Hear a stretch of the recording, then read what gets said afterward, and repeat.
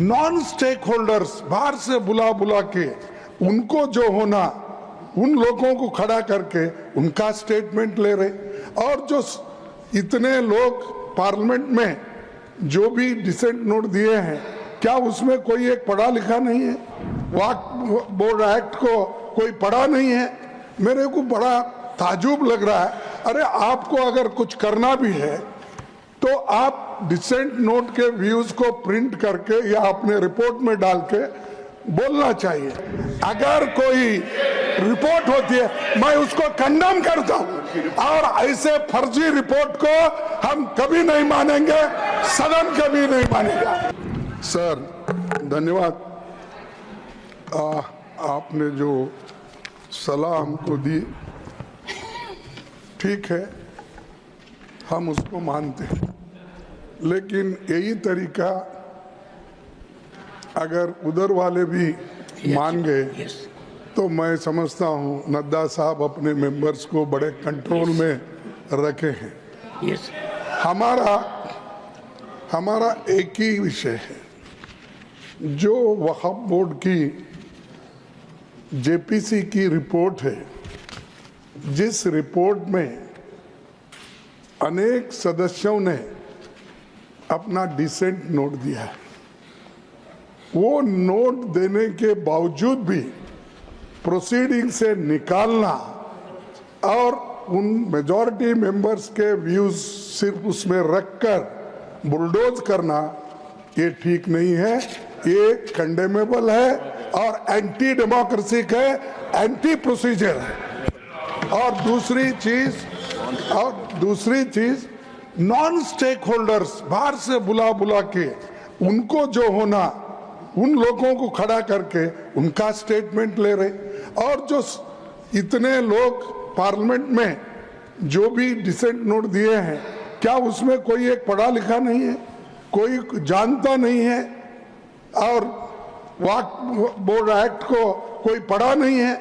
मेरे को बड़ा ताजुब लग रहा है। अरे आपको अगर कुछ करना भी है तो आप डिसेंट नोट के व्यूज को प्रिंट करके या अपने रिपोर्ट में डाल के बोलना चाहिए, उसके बजाय उसको डिलीट करके अगर कोई रिपोर्ट होती है मैं उसको कंडेम करता हूं, और ऐसे फर्जी रिपोर्ट को हम कभी नहीं मानेंगे, सदन कभी नहीं मानेगा। और जब प्रोसीजर फॉलो नहीं होती, वो पार्ट ऑफ इस हाउस का विभाग नहीं बन सकता।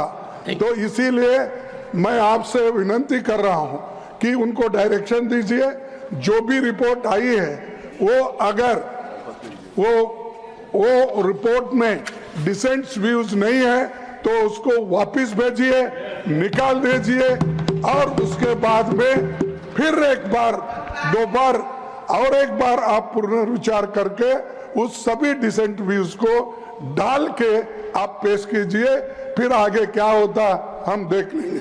दूसरी बात सर, देखो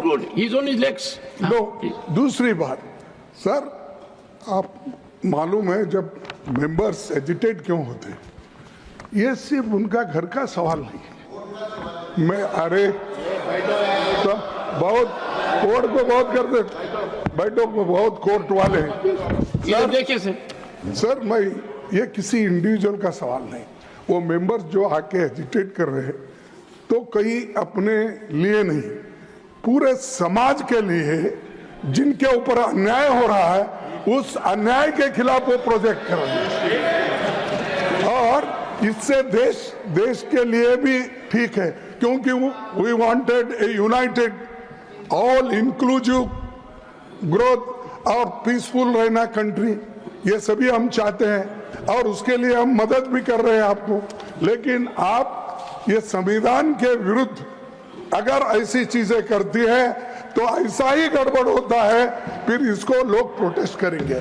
तो मैं नड्डा साहब से विनती करता हूं, क्योंकि नड्डा साहब जरा कम से कम पीसफुली सुनते हैं पहले के मेंबर्स लीडर के जब मुकाबले में। मैं एक दूसरे की मुकाबला नहीं कर रहा हूँ। कहते हैं not a member of this house. He is not a member of that. हाँ ओके ठीक है, मैं कभी कभी याद दिलाना पड़ता ठीक है सर, ठीक है। जैसा इतिहास का आप जिक्र करते हैं, राम का, विक्रमादित्य का, ये कृष्ण जैसा का। जिक्र करते हैं, वैसा मैं उनको ये बोल रहा हूँ कि आप प्रेसिडेंट भी हो, आपका इन्फ्लुएंस इसमें जरूरी है। आप इसको विड्रॉ करने के लिए, और इसको अनकॉन्स्टिट्यूशनल है, इसीलिए जेपीसी को फिर से आप भेजिए और इसको आप प्लेस करने के लिए। सर आप रिफ्यूज कर सकते हैं, कितने गवर्नर बिल्स रिफ्यूज करके वापस भेजे हैं हर स्टेट में सर गवर्नर छोटे छोटे रीजन जो संबंधित नहीं है, तमिलनाडु का गवर्नर भेजता है और कर्नाटक भेजते हैं, हर जगह। इसीलिए मैं बोलता हूँ आप वो डिसेंट नोट्स को डलवाइए, फिर से उसको रिपोर्ट में डालिए, तब तक ये वापस भेजिए, और आप करना चाहिए। मैं आपसे विनती करता हूँ।